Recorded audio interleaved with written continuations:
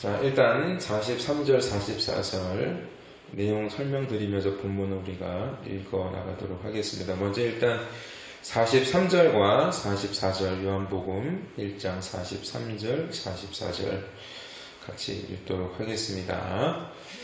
자, 같이 읽겠습니다. 시작. 이튿날 예수께서 갈릴리로 나가려 하시다가 빌립을 만나 이르시되 나를 따르라 하시니 빌립은 안드레와 베드로와 한 동네 베세다 사람이라. 예수님께서는 베드로를 만난 이후 이튿날 갈릴리로 나가려 하시다가 빌립을 만나게 됩니다. 그리고 빌립에게 나를 따르라 라고 말씀하십니다. 여기서 따르라 라고 번역이 된 헬라어는 아콜루데오 라는 단어고요. 이것은 함께 같은 길에 있다, 동행하다, 다다르다 라는 의미를 가진 단어입니다. 그러니까 지금 예수님께서 당신이 가시는 그 길을 지금 빌립에게 같이 가자 그러신 거예요. 예수님이 가시는 길이 어디겠습니까? 예수님이 가시는 길은 십자가죠. 십자가의 길. 그 십자가의 길이 생명의 길, 하나님이 기뻐하시는 길입니다. 이렇게 예수님의 부르심에 따라 빌립은 주님이 가시는 길에 이제 동행하게 되는 것입니다.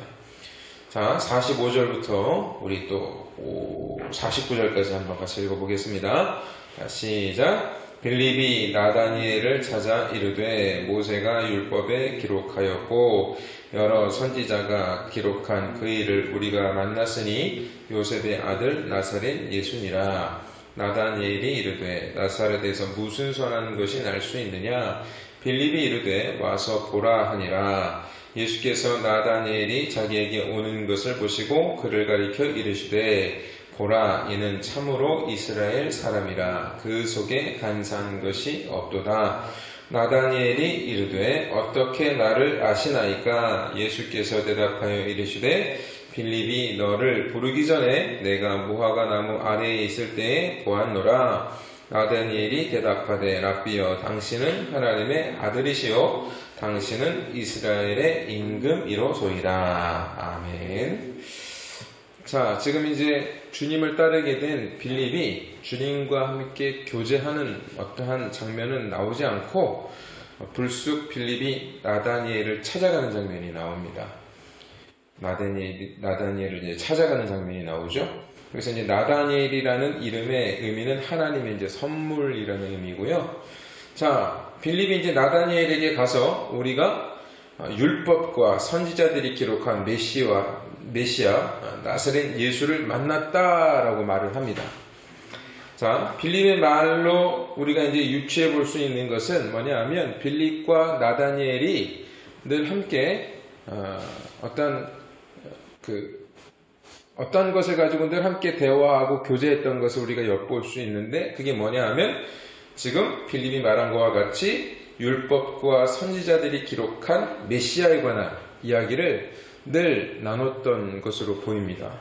그래서 이제 이 빌립이 말하고 있는 게 뭐냐 하면, 야, 우리가 예전부터 계속 성경을 통해서 율법을 통해서 기록되어 있는 율법과 선지자들이 말하고 있는 그 메시아를 내가 만났는데 그분이 바로 나사렛 예수야. 이렇게 이야기하고 있는 거예요. 그랬더니 나다니엘이 뭐라고 반응합니까? 나사렛에서 무슨 선한 것이 나겠냐 이렇게 말하고 있는 겁니다. 그러니까 나다니엘은 율법에 능통했던 사람입니다. 그래서 그는 메시아가 베들레헴에서 날 것이라는 것을 미가서 5장 2절의 예언을 통해 알고 있었습니다.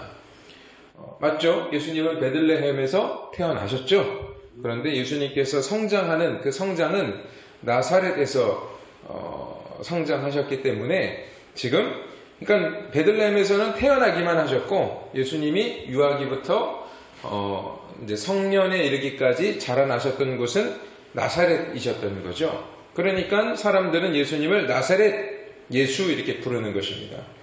그러나 실제적으로 예수님께서 나신 곳은 베들레헴이 맞습니다. 그렇죠?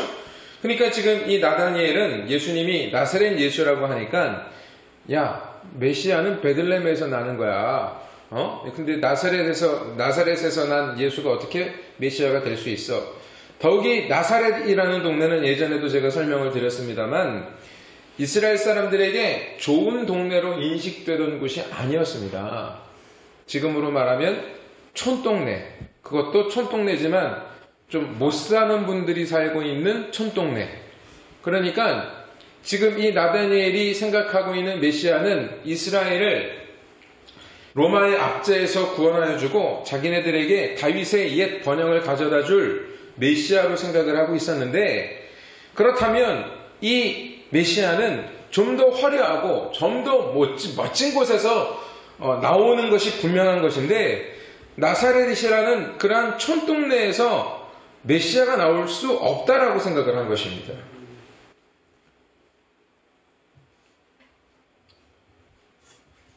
그래서 이 빌립이 어떻게 반응합니까? 야, 딴 생각하지 말고 딴 말하지 말고 일단 와서 봐봐. 와서 한번 만나봐봐. 예수님을 만나봐. 그런 거예요.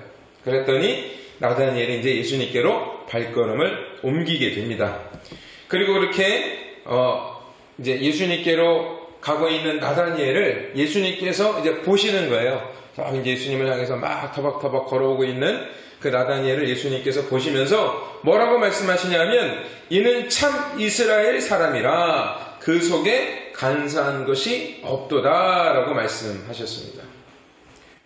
이 말씀은 이제 여러분들이 보시게 되면, 하나님께서, 예수님께서 나다니엘을 탁 꿰뚫어 보시고, 저 사람이 아주 선한 사람, 착한 사람이라고 아셨구나. 이제 이 정도 생각을 하시는 게 거의 대부분 생각이실 것입니다. 근데 이제 오늘 여기서 이제 우리가 주목해야 될 것이 두 가지의 단어입니다. 뭐냐 하면 이스라엘이고 간사함이에요. 간사함. 자, 먼저 간사함을 한번 볼게요. 간사함. 간사함. 이 간사함이라고 번역이 된 헬라어가 이제 돌로스라는 단어입니다. 이게 이제 속이는 자, 간사한 자라는 의미예요. 그러면 우리가 속이는 자 하면 떠오르는 인물이 혹시 구약 성경에 있으신가요, 여러분들은? 속이는 자 하면 떠오르는 구약의 인물, 아주 유명한 인물 누가 있죠? 속이는 자. 야곱입니다. 야곱이라는 이름 자체가 거짓말하는 자라는 뜻이에요. 속이는 자라는 뜻입니다. 그러면 이스라엘도 나왔죠? 이스라엘은 누구의 이름이죠? 이스라엘은 누구의 이름이죠? 이스라엘은 이스라엘 나라 이름이 아닙니다. 원래 누구의 이름이냐면 야곱의 이름이에요. 하나님께서 야곱에게 은혜를 베풀어 주시고 그가 야복강 강가에서 하나님의 은혜를 받아서 그가 하나님 앞에 굴복하게 될 때 하나님께서 이 야곱에게 주신 새 이름이 이스라엘이라는 말입니다. 그러니까 예수님께서 지금 나다니엘을 보시면서 이 두 가지의 이름을 한꺼번에 사용하신 거예요. 간사한 것이 없다. 그죠? 그리고 그는 참 이스라엘이다. 이렇게 말씀을 하고 계시는 것입니다. 그러니까 이제 예수님께서 이렇게 말씀하시게 될 때 이제 그 나다니엘을 보시면서 그는 참 이스라엘이고 그 마음에 간사한 것이 없다라고 말씀하시게 될 때 나다니엘이 어떻게 반응합니까? 깜짝 놀라면서 어떻게 나를 아십니까? 그러죠? 어떻게 나를 아십니까? 지금 예수님께서 나다니엘에게 참 이스라엘이고 간사한 것이 없다라고 말씀하신 것은 칭찬하신 것이잖아요. 내용적으로 봤을 때. 그러면 보통 우리가 그렇게 착한 사람이 아닙니다. 저 그렇게 선한 사람이 아닙니다. 이렇게 해야 되는 것이 사실 우리의 모습인데 나다니엘은 또 어떻게 반응하냐 하면 어떻게 저를 아셨습니까? 이래요. 그러니까 자기가 참 이스라엘이고 자기가 간사한 것이 없는 존재라는 것을 스스로 지금 인정하는 꼴이 되는 부분이죠. 그죠? 근데 이것은 나다니엘이 교만한 것이 아니고요. 예수님께서 하신 말씀이 단순히 자신을 칭찬하는 말씀이 아니라는 것을 나다니엘이 이해하고 있었다는 것입니다. 한마디로 말하면 예수님께서 지금 말씀하시는 의도를 이 나다니엘이 지금 깨달은 거예요. 그래서 나를 어떻게 아셨습니까? 라고 반응하는 것이고요. 그때 이제 또 예수님께서 뭐라고 말씀하십니까? 내가 무화과 나무 아래에 있을 때에 내가 너를 보았다라는 또 엉뚱한 말씀을 하시는 거예요. 그러니까 지금 나다니엘과 예수님의 대화는 그냥 옆에 있는 사람들이 들으면 저 사람들 둘이서 무슨 얘기하고 있는 거야? 뭐 이제 이런 반응이 올 수 있는 그런 대화의 내용입니다. 그런데 예수님께서 지금 내가 무화과 나무 아래에 있을 때 내가 너를 보았다 그러니까 또 나다니엘이 어떻게 반응합니까? 당신은 하나님의 아들이요 이스라엘의 임금이십니다 라고 또 반응을 해요. 예? 당시 이제 유대 땅에서 무화과 나무는 유대 민족의 번영을 상징하는 표현으로 사용되어질 정도로 아주 팔레스타인 지역, 이 유대 지방에 아주 많이 번식하고 있었습니다. 그 무화과 나무는 커다란 잎으로 그들을 그늘을 만들어 주었기 때문에 이스라엘 사람들이 율법을 이렇게 상고할 때, 말씀을 묵상할 때 많이들 어디 아래에서 말씀을 묵상했냐 하면 무화과 나무 그늘 아래에서 했던 거예요. 그러니까 지금 예수님께서 무화과 나무 그늘 아래에서 너를 보았다라고 이야기하는 것은 뭘 의미하는 거냐 하면 나다니엘이 하나님의 말씀을 묵상하고 있는 장면을 보았다라는 뜻입니다. 무슨 말씀인지 아시겠죠? 그러니까 여기에서 이제 그 보았다라고 번역이 된 에이도는 단순히 그냥 보는 것이 아니라 꿰뚫어 보는 것을 말하는 것입니다. 꿰뚫어 보는 것. 그러니까 지금 이 율법을 상고하고 있을 때 나다니엘이 뭘 상고하고 있었던 거예요? 아까 빌립이 우리가 그 율법에 기록된 선지자들이 기록한 그 메시아에 관하여 우리가 이야기했었다라고 말하지 않았습니까? 그러니까 지금 계속 이 나다니엘은 무화과 나무 그늘 아래에서 하나님의 말씀을 상고할 때마다 장차 오실 메시아에 대해서 계속 생각하고 있었던 거예요. 메시아를 묵상하고 있었던 것입니다. 그런데 그 메시아이신 예수님께서 사실 나다니엘은 예수님을 못 봤잖아요. 근데 예수님은 내가 너를 율법을 상고하고 무화과 나무 아래에서 율법을 상고하고 있는 나를 생각하고 있는 나를 묵상하고 있는 너를 내가 보았다라고 말씀하니까 지금 이 나다니엘이 깜짝 놀라는 겁니다. 자기가 지금 나다니엘의 생각 속에 무화과 나무 아래에서 말씀을 계속 묵상할 때 그 메시아에 대해서 생각하고 있었는데 예수님이 그 메시아가 바로 나다라고 말씀하시는 거예요. 간접적으로. 그러니까 보세요. 나다니엘은 메시아를 지금 직접 보지는 않았지만 마음속으로 계속 묵상했던 거죠. 마음으로 보고 있었던 거죠. 그런데 예수님은 그 마음으로 메시아를 묵상하는, 그러니까 사실은 예수님을 묵상했던 거죠. 근데 예수님은 자기가 마음으로 묵상하고 있었는데 그 마음으로 묵상하는 나를 보았다고 예수님이 말씀하시니까 깜짝 놀라면서 이분이 메시아구나 라는 것을 믿게 된 거란 말입니다. 이해되시죠? 네? 그런데 이 나다니엘은 예수님을 메시아로 고백을 했습니다. 그러나 예수님께서 이 땅에 오신 그 진짜 참 메시아로서의 예수님을 이해하지는 못했던 거예요. 사실 지금 주는 그리스도시여 살아계신 하나님의 아들입니다 라는 이 고백이 나다니엘뿐만 아니라 나중에 베드로도 이 고백을 합니다. 그죠? 근데 우리가 그거 알아야 됩니다. 베드로가 그 고백을 하게 될 때 예수님께서 그 다음에 그걸 칭찬하셔요. 그렇게 고백한 베드로를 칭찬하시는데 그 이야기가 끝나자마자 예수님께서 뭐라고 말씀하시냐면 나는 이제 예루살렘에 들어가서 고난을 받고 십자가에서 죽어야 한다라는 말씀을 하십니다. 그러니까 잘 이해하셔야 돼요. 주는 그리스도의 살아계신 하나님의 아들입니다. 그래 너 맞다. 네가 한 고백 정말로 맞는 고백이다. 그러시면서 예수님께서 예루살렘에 들어가서 십자가에 고난을 받고 십자가에 못 박혀 죽으실 것을 말씀하세요. 그랬더니 베드로가 반응이 어떻게 되죠?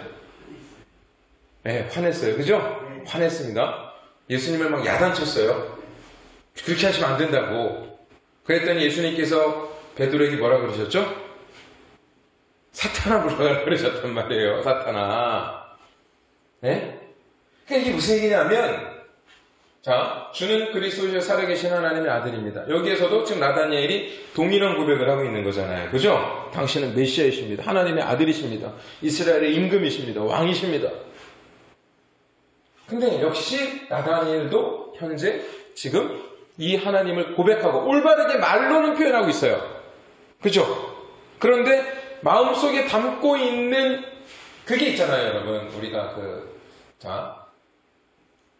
제가 이제 김태훈이라는 사람인데, 저를 김태훈, 제 친구가 태훈아 이렇게 부르잖아요. 태훈아. 또 제가 목사잖아요. 목사님, 김 목사 이렇게 부르잖아요. 그죠? 그런데 저라는 존재가 담고 있는 나라는 존재의 정체성이 있잖아요. 저는 어디 사람이다. 나의 비전은 무엇이다. 제가 마음속에 품고 있는 게 있어요. 그죠? 저의 비전은 북한을 선교하는 거고, 세계를 선교하는 것이다. 이렇게 제가 제 마음을 담고 있단 말입니다. 저는 그래서 선교를 위해서 존재하는 목사라는 마음을 담고 있어요. 그런데 어떤 분이 저를 딱 보고, 김태훈 목사는 선교를 위해서 존재하는 목사가 아니라, 큰 교회를 만드는 게 꿈인 목사야. 이러면 저를 올바로 이해하고 있는 거예요? 저를 잘못 이해하고 있는 거예요? 잘못 이해하고 있죠. 저를 목사로는 생각해요. 그렇죠? 그러니까 똑같은 겁니다. 지금 이 인간들은, 예수님께서는 우리들의 이 죄를 담당하시고 이 세상에서 우리를 대신하여 고난을 받으시고 십자가에 못 박혀서 죽으시는 그 메시아의 모습으로 오셨는데, 그게 예수님의 꿈이셨어요. 그게 예수님이 이 땅에 오신 목적이었단 말입니다. 그런데 그분은 하나님의 아들이시고 메시아가 맞아요. 근데 세상 사람들은 어떻게 하는 거예요? 아예 예수님을 메시아로 보지 않는 존재들도 있었지만 예수님을 메시아라고 보고 있는 존재들도 있긴 있었어요. 그런데 그 예수님의 비전, 그 예수님의 목표, 예수님의 꿈과는 다른 예수님을 보고 있었다는 거죠. 고백은 맞아요. 그를 메시아로 본 건 맞아요. 근데 예수님이 진짜 나는 이러한 예수야, 나는 이러한 메시아야 라는 그 십자가라는 정체성으로 오신 예수님을 자꾸 어떤 정체성의 예수로 보는 거예요? 이 세상에서 자기네들에게 다윗의 번영을 가져다 줄 메시아로 보는 거란 말입니다. 그런데 이제 예수님께서 이 나다니엘에게 아까 이제 말씀을 드린 내용을 이제 좀 설명을 드릴게요. 자, 야곱 얘기를 해야 됩니다. 야곱이 어떻게 장자권을 따냈죠? 어떻게 장자권을 따냈어요? 예, 아버지하고 형을 속였잖아요. 팥죽으로. 그런데 우리 이걸 생각해 봐야 됩니다. 자, 야곱은 하나님의 축복, 하나님의 장자권이 얼마나 소중한 것인지를 알았어요. 그건 은혜 받은 자의 특권입니다. 반면에 에서는 그 장자권을 그냥 팥죽 한 그릇에 쉽게 팔아먹을 만큼 그 장자권에 대한 미련이 없었고 어떠한 그것에 대한 소중함을 몰랐던 존재입니다. 그것은 유기된 자의 특징이란 말입니다. 버림받은 자의 특징이란 말이에요. 하나님의 것에 대한 소중함을 모르는 거예요. 근데 문제는 여기에 있는 겁니다. 자, 성경에 보시게 되면 하나님께서 야곱이 복중에 있을 때부터, 이 세상에 나오기 전부터 하나님께서는 야곱을 사랑하셨어요. 그리고 에서는 미워하셨다고 말씀하고 있습니다. 그러면 어떻게 되든 간에 야곱은 하나님의 장자권을 갖게 되어 있습니다.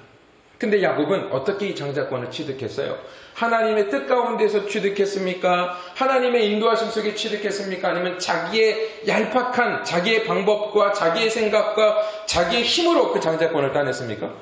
자기의 힘으로, 자기의 간사함으로. 예전에 이 야곱의 조상이 아브라함도 비슷한 짓을 했어요.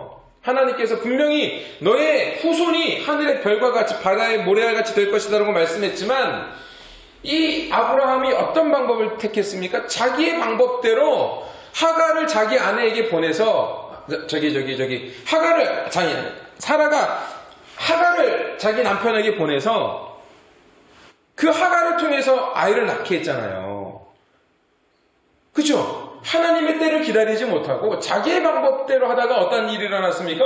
이스마엘이라는 아이를 낳게 됐고, 이 이스마엘이라는 아이가 지금 어떤 존재로 있어요?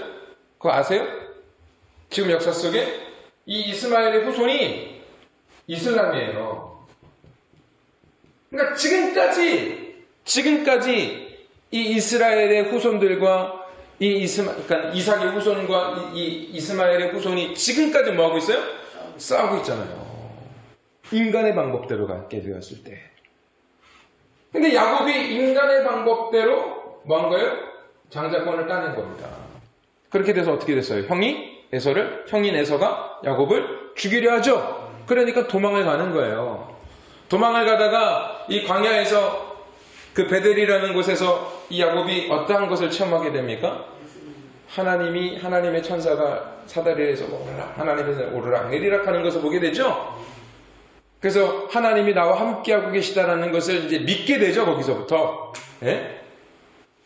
그리고 나서 이제 이 야곱이 그런 하나님의 은혜 속에 있었음에도 불구하고 또 삼촌 집에 가가지고 또 여러 가지 우여곡절 끝에 서로 속이고 하다가 그래도 이제 많은 재산을 가지고 다시 약속의 땅으로 가요. 왜 약속의 땅으로 가야 하냐면 하나님의 장자권을 얻은 자의 축복은 반드시 그 약속의 땅에 가야 되는 거예요. 그래서 가는 거예요. 무섭지만 두렵지만 그 자기네들의 모든 식수를 이끌고 가는 거란 말입니다. 다시 약속의 땅으로. 그런데 약속의 땅에 다다르게 되었을 때에 형인 에서가 자기를 죽이려고 지금 벼르고 있다고 지금 들은 거예요. 소식을. 그러니까 어떻게 합니까? 야곱이? 예, 다 보내요. 자기만 빼놓고 다 보냅니다. 그리고 야복강 강가에서 계속 이제 어떻게 할까 자기 방법대로 막 이러다가 하나님의 사자를 만나는 거예요. 그래서 거기서 뭘 합니까? 씨름을 하죠. 씨름을 합니다.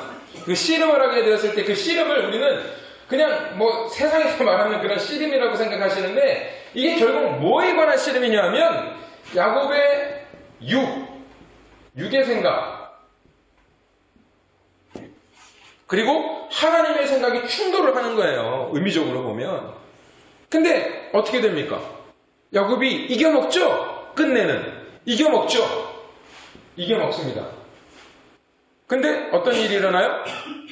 졌어요. 진 하나님의 사자가 갑자기 불쑥 이 야곱의 환도뼈를 쳐버리죠? 이게 뭘 상징하는지를 잘 보셔야 됩니다. 야곱이 이 씨름했다고 하니까 많은 분들이 우리가 기도할 때 하나님을 이겨먹는 기도 이런 기도를 생각하는 거예요. 절대로 그렇지 않습니다. 여러분.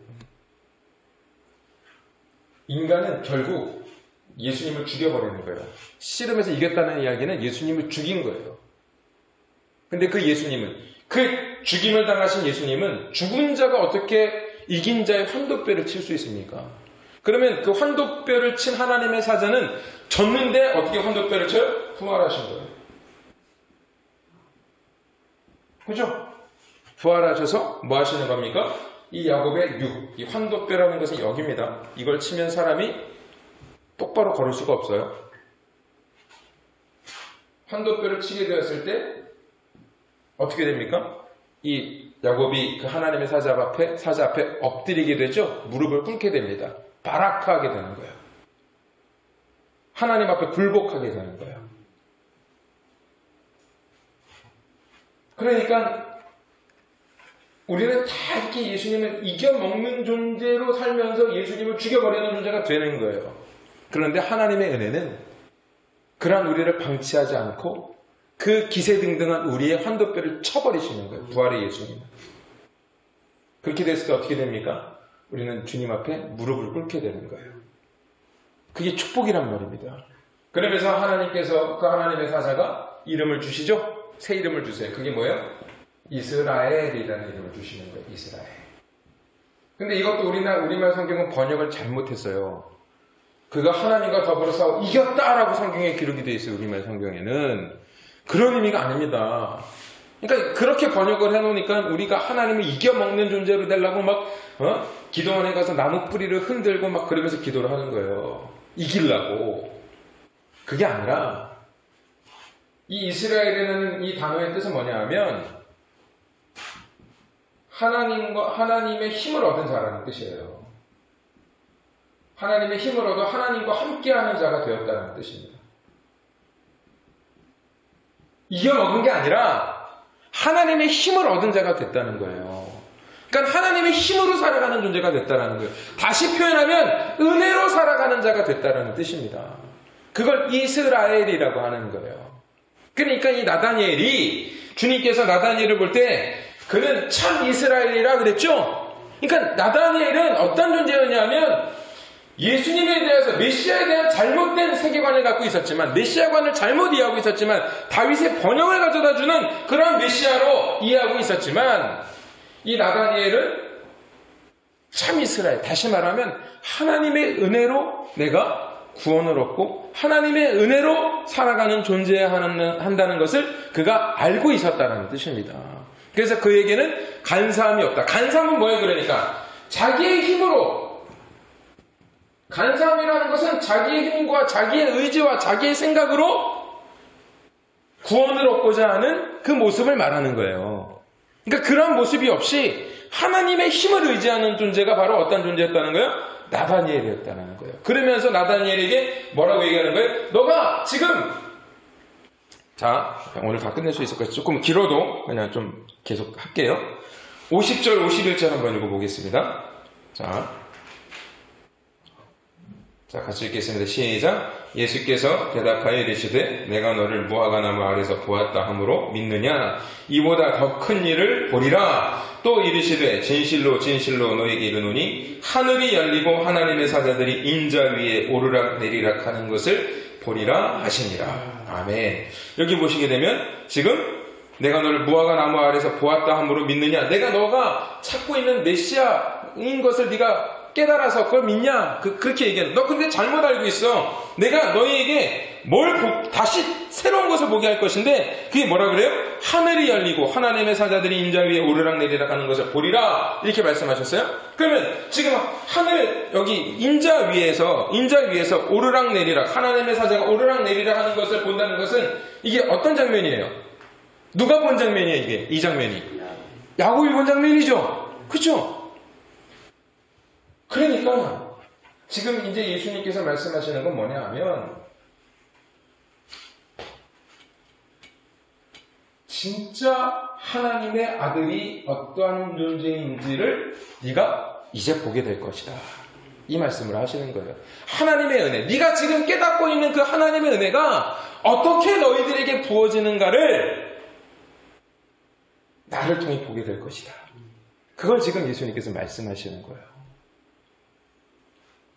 그렇게 됐을 때 이제 나다니엘이 어떻게 되는 것입니까? 예수님을 따라가는 거예요.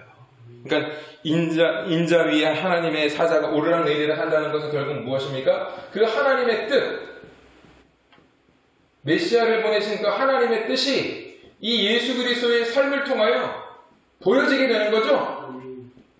그러니까 예수님께서 빌립에게도 나를 따르라 그러시는 것이고 여기 본문에 나와 있지 않지만 나다니엘에게도 나를 따르라 하시는 거예요. 왜? 예수님을 통해서 그 하나님의 나라의 크고 놀라운 비밀들이 그 은혜가 우리에게 어떻게 부어지는가를 예수님을 통하여 보여지는 것이기 때문에 그렇습니다. 그러므로 성도 여러분, 우리가 어떠한 존재가 되어야 되겠습니까? 우리도 이 간사함에서 벗어나는 존재가 되어야 되고 참 이스라엘의 모습으로 살아가야 하는 것이 우리 성도의 모습인 것입니다. 늘 하나님의 은혜를 의지하고 늘 하나님의 능력을 의지하고 우리를 구원하시는 그 예수 그리스도를 보며 그 은혜를 우리가 온전히 깨달아서 그 은혜를 누리며 살아가시는 우리 성도님들이 되시기를 주님의 이름으로 축원드리겠습니다.